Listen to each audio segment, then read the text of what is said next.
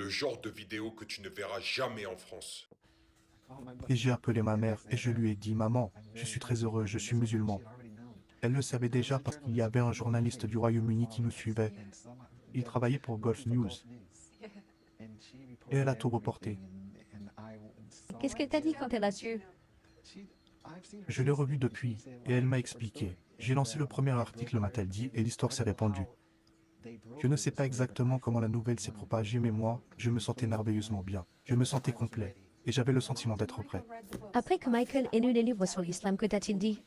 J'ai vraiment eu le sentiment que Michael recherchait cette dimension spirituelle, ce sentiment divin.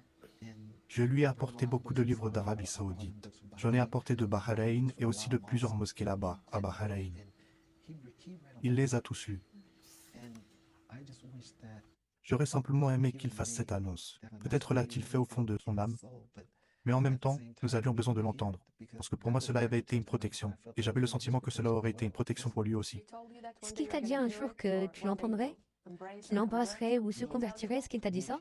Eh bien, il nous l'a montré par son attachement à cette région, par le temps qu'il y passait et par le fait qu'il avait beaucoup d'amis.